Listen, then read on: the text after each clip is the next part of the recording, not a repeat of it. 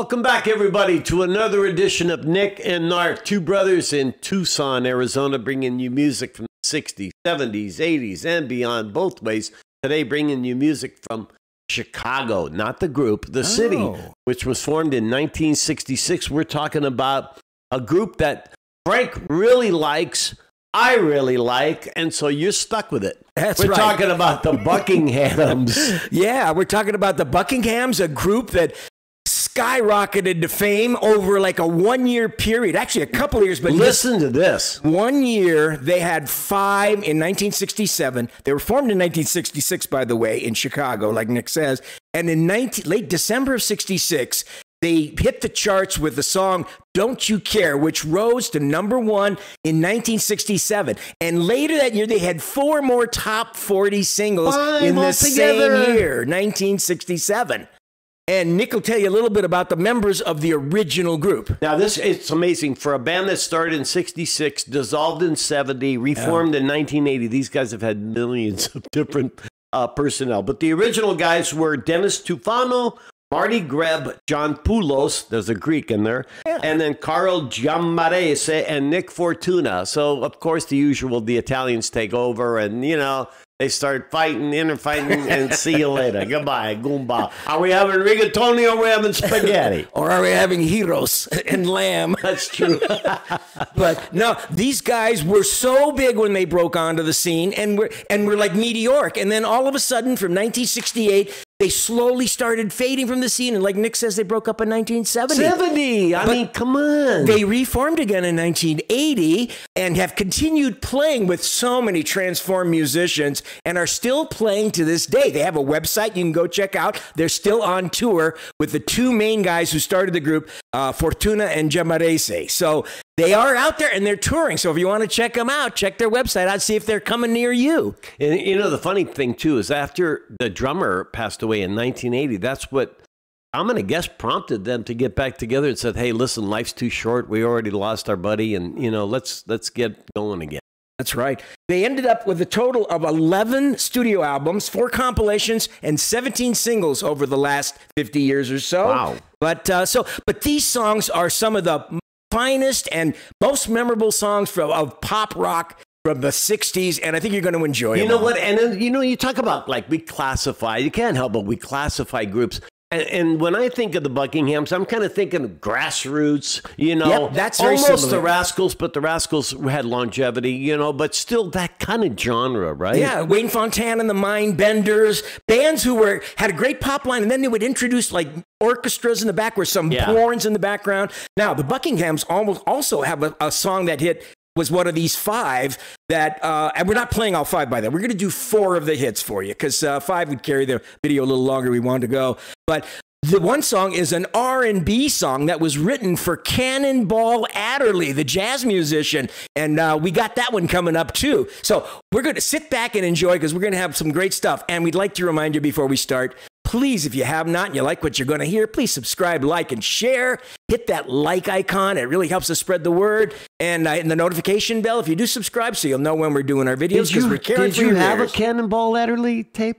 No, I don't have a Cannonball. I'm just trying to remember who was into Cannonball Adderley. Well, it was jazz. It was early jazz. Maybe our cousin Aldo in Italy. Yeah, probably. Yeah. He's a jazz musician. He was pretty well known, Cannonball Adderley. Oh, obviously, yeah. a pretty big name. But yeah, they did this song that was written, an instrumental, as a matter of fact, written for Cannonball Adderley, that they added the words to and turned it into a top 10 hit. And it's a great song, too. But anyway, we're going to get started with the song that just catapulted to fame, their first and maybe only #1 hit that came out in December of 1966 and became #1 in February 67. Here it is.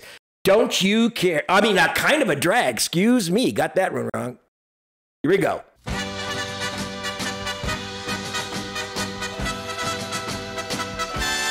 Kind of a drag when your baby don't love you. Kind of a drag when you know she's been untrue. The background vocals. Oh, listen to what I gotta say. Girl, I still love you. I'll always love you. Anyway.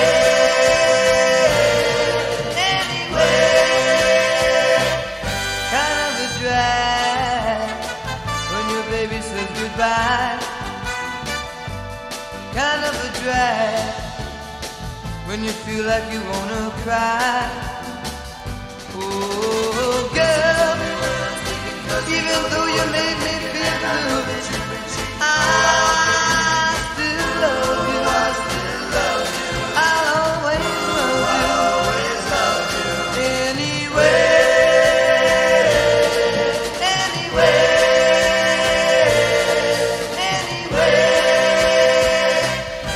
Nice organ work. Question mark and the Mysterians. Yeah.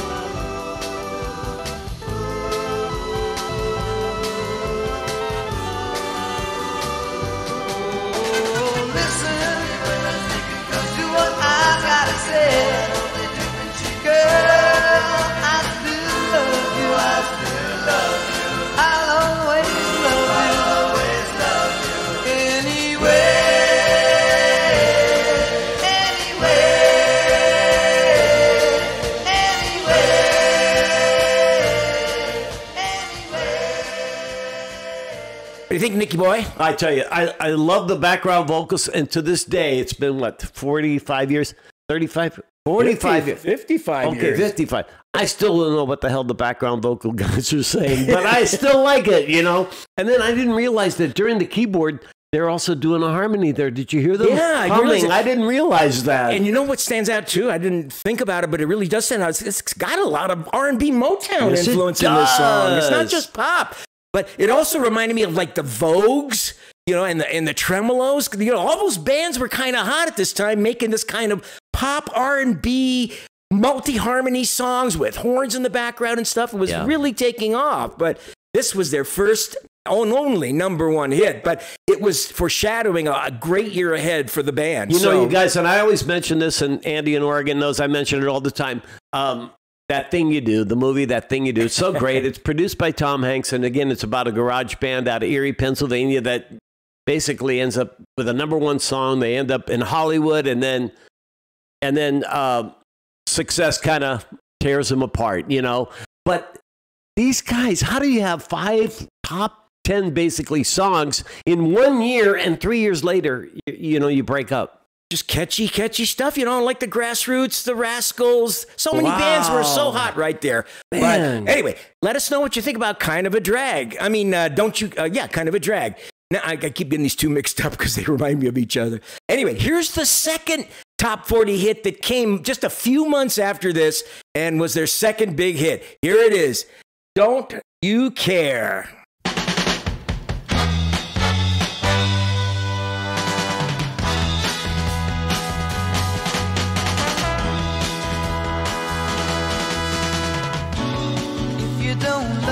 Beautiful chord change. Why don't you tell me instead of running around with all the other guys in town? Can't you see you're hurting me? Don't you care? Don't you care? If you don't want me, why don't you tell me? Instead of telling lies and making me cry, can't you see you're hurting me? Don't you care? Don't you care? This is nice too. Whatever happened to all the good times we used to have? The times we cried and laughed. I wanna know. I wanna know. British invasion there. Yep, it does sound me again, or will I find out that this is the end? Don't you care?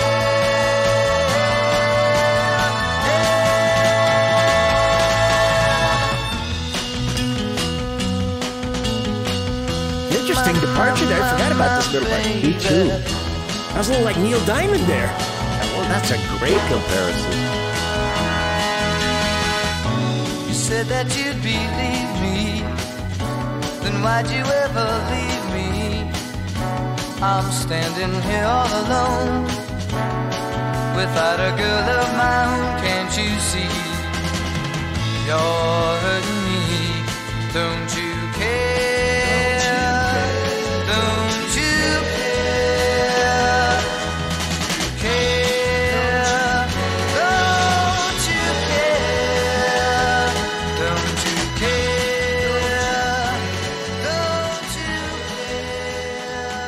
You know, you start thinking about the mainstream kind of American music in the mid-'60s, and you realize that these producers wanted to put in horns and stuff because they didn't want to get too far away. They didn't want to get too raw, so they put in the trumpets and the horns.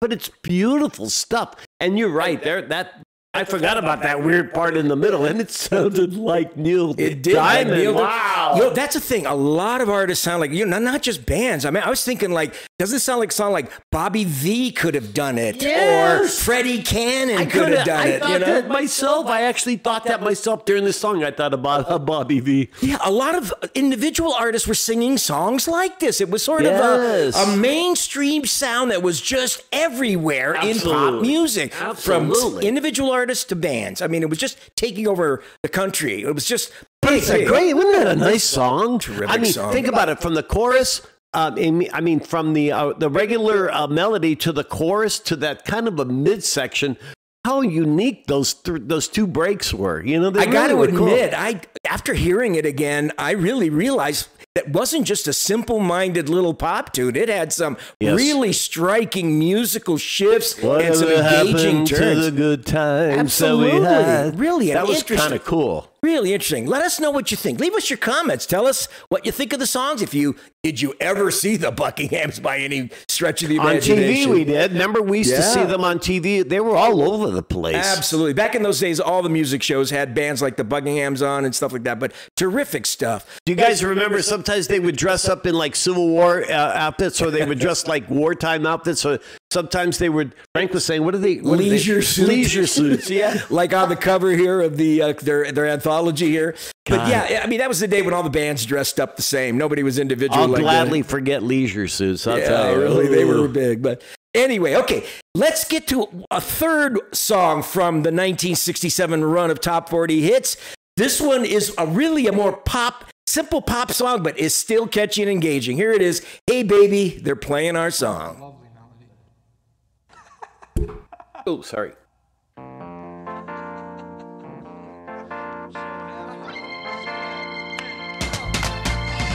Hey baby, they're playing our song, the one we used to hear when we used to get along. Hey baby, they're playing our song, let's get back together, that's where we belong. It's the one with the pretty melody.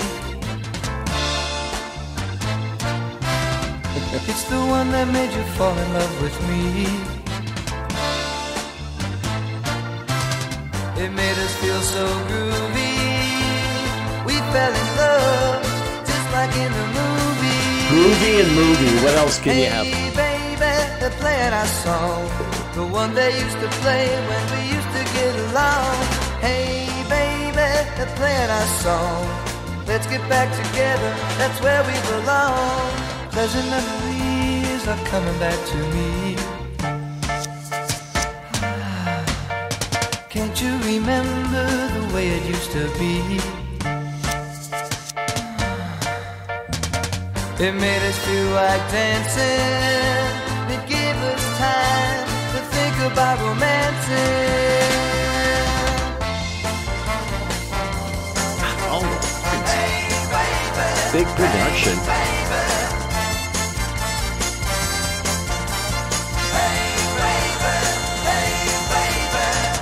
It's the one with the pretty melody. Strings there.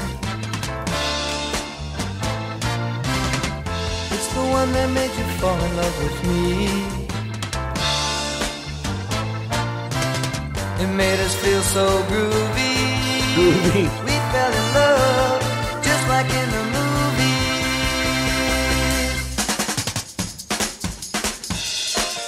Hey baby, they're playing our song. Get the moving now.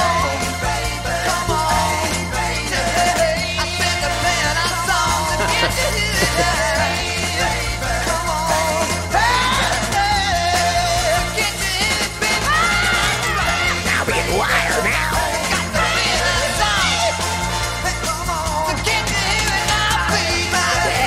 Now we're taking off. We're going to another La La Land. Is that an outro, huh? guess they had to add another 30 seconds to the Yeah, song. they need it. You know, it's funny. I haven't heard this song in so long. I used to always thought it was the ones we used to dance to when we used to get along, but it's not. The ones we used to Listen to when we... Yeah. I think dance to would have been better. But I love it. Groovy and movie. What else are you going to make rhyme with groovy? God, didn't you guys hate that word groovy? I always hated that word. Well, you know, when it came out, it was kind of, I don't know. We just sort of accept. We accepted everything. It kind of came remember, out, you guys, we're from right next to Hollywood. All right, That's we're right. from Echo Park, Silver Lake District, Hollywood. I mean, you know, and everybody used that stupid word groovy. You know, our word was bitchin'. That's the one we use. That's a bitchin'. word. That has some punch, but groovy is too flower power. And then you get what groovy came in right after groovy was gnarly. I mean, it's like that sketch on Saturday Night Live when the guys talk about using all the freeways and the off ramps. What's that called? The Californians. The California, you guys. You know, it's. I read somewhere where the Californians was one of like their funniest all-time skits. On Saturday Night Live. It's funny. You should check it out. It really is funny. It is a perfect stereotype of a lot of Californians, that's for sure. Yeah, groovy, gnarly. But that was a fun song and definitely more poppy and something. Now we're going to get, let us know what you think. Now we're going to get into the song, which really is really a move in a little bit different direction for the guys. It's really more taking hardcore R&B and giving it some soul and some style and funk. Like I said, this was written for Cannonball Adderley, and it was an instrumental. They took the instrumental part and added lyrics and came up with this version of the song. Did they write the song? They didn't write the song. The song was written by another guy for Cannonball Adderley. They just did this cover only with lyrics. So here it is from 1967, the Buckinghams with Mercy, Mercy, Mercy. 57 years ago. She made out of love, like one of those bunnies out of the Playboy Club. But she got something much greater than gold. Crazy about that girl, how she got so much soul. I said she got the kind of loving, kissing and a hugging. Sure is metal, glad that I'm a fella, and I know that she knocked me off my feet. She knocked me off my feet. There is no girl in the whole world that can love me like you do. Yeah, oh my baby, when she walks by, all the fellas go, and I know why. It's simply 'cause that girl, she looks so fine. And if she ever leave me, I will lose my mind. She got the kind of loving, kissing and a hugging. Sure is metal, glad that I'm a fella, and I know that she knocks me off my feet. Have mercy on me, 'cause she knocks me off my feet. Hey. There is no girl in the whole world that can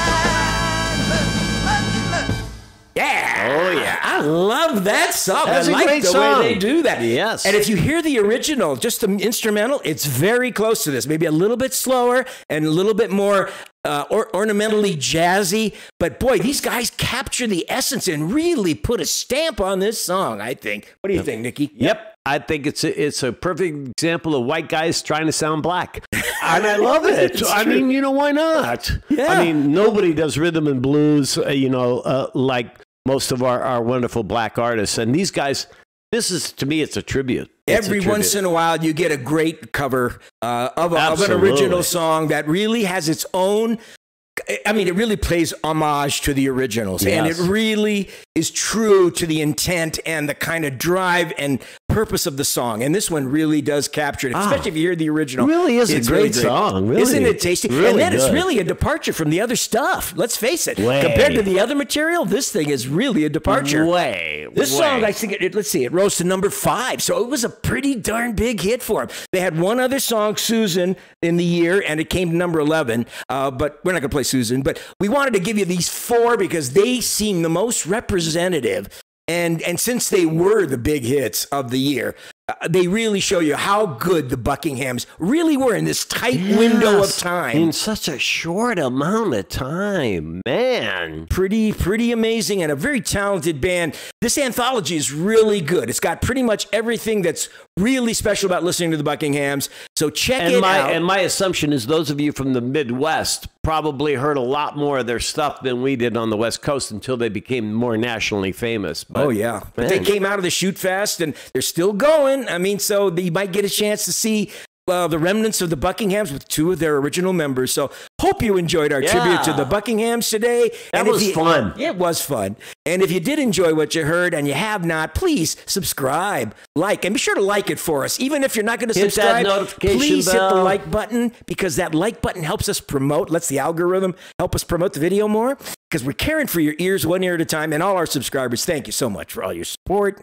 Anyway, you got anything else to say, Nicky, before we go? Until next time, we can't wait to play you some more stuff that normally Frank thinks of because he's the musical genius in the family. We both think it up together. We both agree. That's the point. Before we do it, we definitely agree. I don't want Nick to be on my bad side. I don't want to be on his bad side because he might kick my ass. Yep. In the middle of the night when he's sleeping, I used to put the pillow over his face. I used to. That's right. He'd punch me, too. Anyway, thanks again for joining us today on another episode of Nick and Knarf. We'll see you next time. Signing off. Take care, guys. Ciao, Bambini. Peace out.